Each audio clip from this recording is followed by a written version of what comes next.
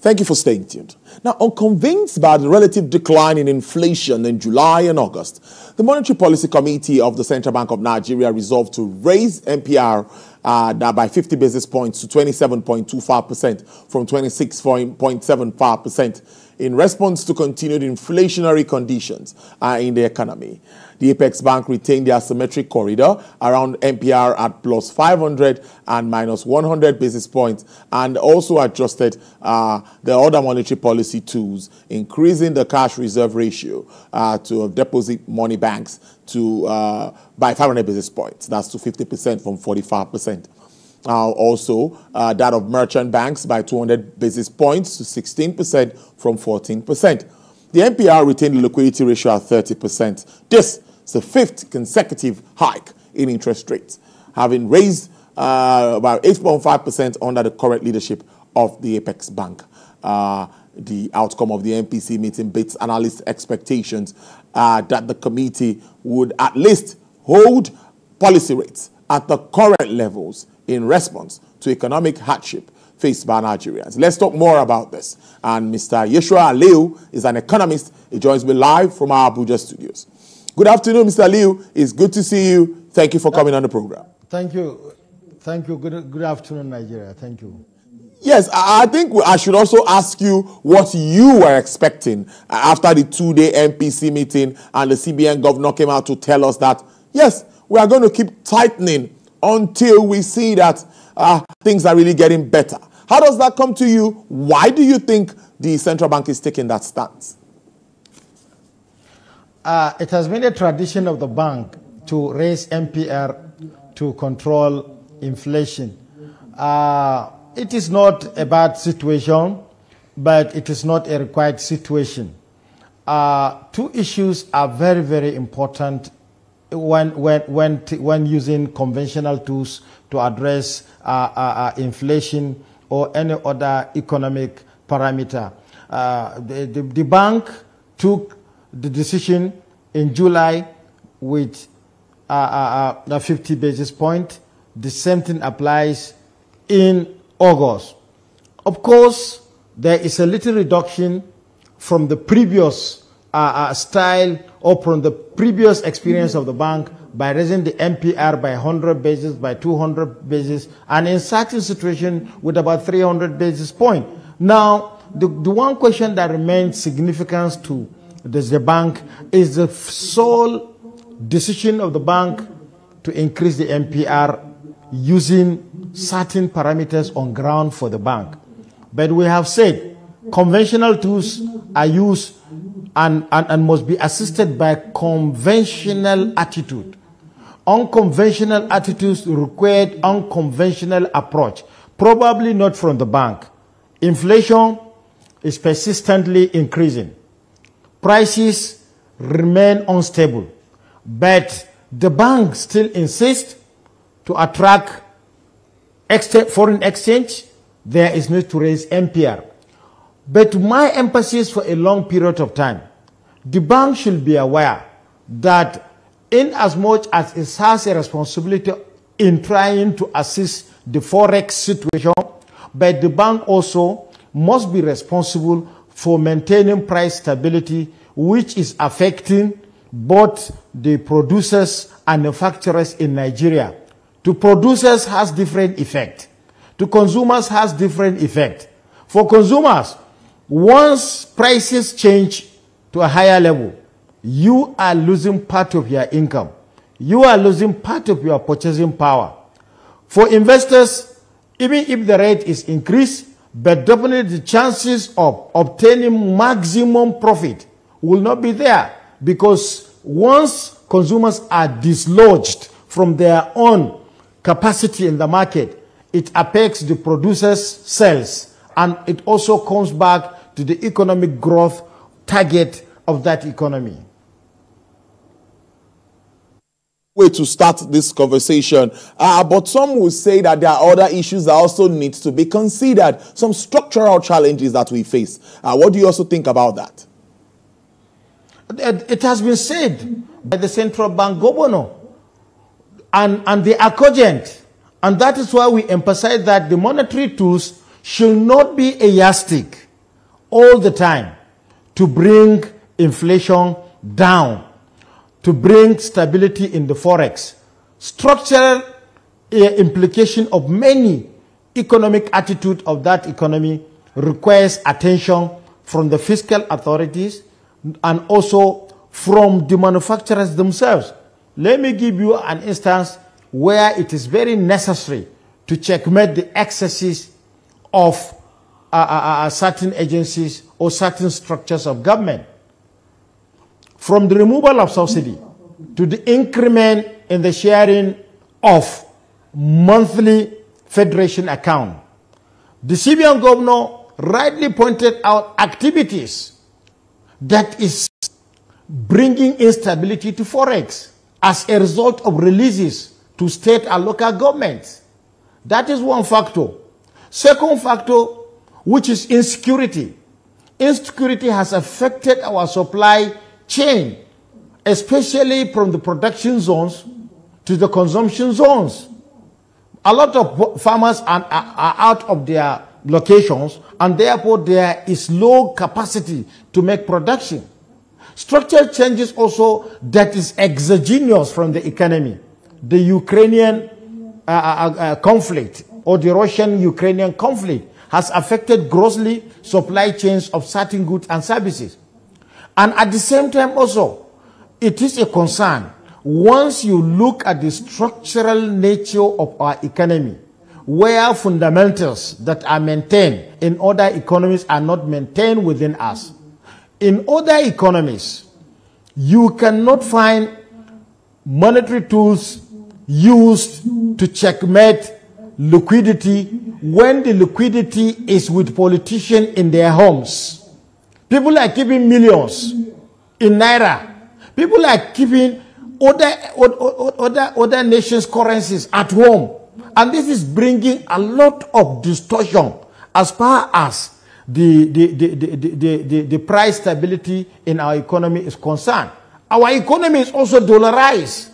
Hotels in Nigeria, services appeared in dollar term.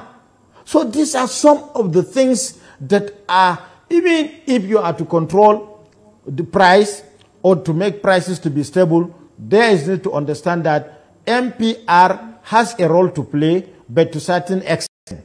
And that is why, for a very long period, I am an advocate of the CBN to be more restricted in applying measures that will incapacitate the little existing entrepreneurs who are trying hard to make to see production lines contributing to the economy. Very important, and it takes me to the impact on small businesses and even the big businesses that have borrowed already from banks. Many say that now they will be paying more. This might affect productivity. What would be your advice? Now, let me ask you, because we expect a handshake from the fiscal side too. We must always talk about this. What do you think are the quick wins for Nigeria's economy at this time of reform? You know what I'm talking about, the fallout of these reforms and the challenges Nigerians are facing. I think government needs to hear from everyone. What do you think? Are there quick wins at all? If they are, can we highlight them? Yes. Of course, yes. Let me be categorical, Mr. Tolu. Issues surrounding MPR. MPR is a monetary tool, conventional, and it is orthodox. And if it is applied using a lot of economic consideration, it will bring sanity to our price regimes. But we must understand the players involved. The bank is representing institutional role. The private sector are representing entrepreneurs, while consumers, whom without which the two cannot function, are not adequately taken into consideration. So the quick win is the bank to understand that hiking MPR monthly is translating to interest rate, and interest rate is being translated to the general price of whatever that is produced. And the end users are paying for this additional cost to investment. And these people who are adding to this one are every time are being shortchanged. And there is need also to strike a balance. We must check our capacity to consume. We must check our capacity to produce, in as much as we are going to consider market forces to determine price. Remember, in a simplest theory of demand, B0 minus B1P is the slope of demand curve. And the P, which is the price, you have an equilibrium price. At that equilibrium price determines how consumer consumes, how CBN intervene, and how producers produce. And ultimately, the desired goal for that is to keep consumers to have satisfaction, to have additional value, so that it can be translated to the economy. So there is a need for CBN to hold the MPR and consider non-monetary tools. From the fiscal side, multiple taxation must be eliminated so that part of the powers of consumers can be restored to them. If it is restored, definitely their consumption pattern is going to change. If that consumption pattern is changing to positivity, then it means that it is the economy that is generating that positivity for economic growth. However, it is important to understand that whatever policy measures the central bank is bringing to control money supply, the bank is aware that Naira being illegal tender emanates from the bank. But the bank has to answer this question. How and when did we get it wrong that people are keeping billions of these currencies at home? How comes foreign exchange, all exchange rates are controlled and managed by central bank? How comes many individuals are keeping large denominations outside banking vaults? These are the issues which the bank is trying to achieve with the MPR to try to restore the value. And the bank has even attempted redesigning our currency so as to bring this to establishment, to successful situation. So the bank was quiet. There is over 3 trillion that is hanging outside banking vault. What is that money doing? So we have to emphasize on high-level security to make our production line work. The CBN should hold the MPR, and also we consumers, we also have to develop the habit of consuming what we produce. Not merely everything, because there are things which must be sourced outside, but surely not PMS. So, and I want to emphasize that for us to have forex stability, this Dangote refinery that we have been hampering for too long is enough to allow Dangote to access crude oil produced in Nigeria in Naira term, sell in Nigeria in Naira term, and all other energy components that are associated to our production lines. Their prices must be checked so that we put efficiency for sustainability of our economic growth. Beautiful point you made there, but let's wrap up this conversation on that note. I've had discussions with experts, and they've also said that the Naira to dollar thing necessarily would help strengthen our currency, but it might not necessarily affect price at the pump. I don't know if you'd like to react to that. It's a simple scenario. What do you do with a bread that you produce at a cost? A variable cost attached to all production is a summary that will bring a summation or to what will bring what consumer will pay. Obviously, let me be more practical in the layman's understanding. How do we expect an Okada man that purchase PMS 1,000 a liter and still carry a passenger of 200 for a 50 meters price tag.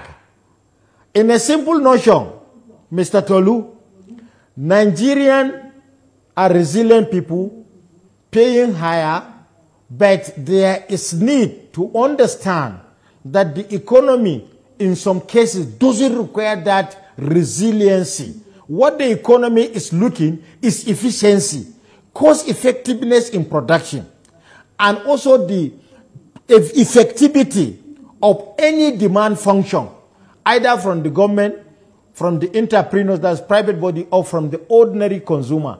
Prices are too high, and it is not easy to bring these prices down because all components of multipliers that have drive the price to what it is today is not going to be reduced. Remember, subsidy has gone, and it has gone forever for two reasons. Like I said, sometime, PIA has brought new scenario where government cannot pay subsidy by law. That is one. Now, we are left with only our own procedure to make our production lines work. Even if Dangote produces, Dangote will not be different from what Adam Smith has pointed out over 200 years ago, that it is not out of a benevolence of a baker that you eat bread. It is out of his selfish desire of profit making. That's why you are eating bread. It's a serious one, but I think there's a way to live it. Let me ask you this before I let you go in 1 minute. The next meeting is in November. What do you think would happen? Prices will continue to go high because demand will be increasing. Movement in transportation will be increasing. Government efficiency in contract money will be out. More money will be shared among tiers of government. More monies will go to contractors. And at the end of the day, that too much money will still be in our economy because we are approaching the peak period of our consumption, and our consumption style has to do with our festivities and our cultural attachment to savings for those particular period of time. Well, we'll have you in before then. I will talk about all of this again. I must thank you so much, Mr. Yishau Aliyu. Intelligent conversation as usual. He's an economist. He joined me live from our Abuja studios. Enjoy the rest of your day. Thank you very much.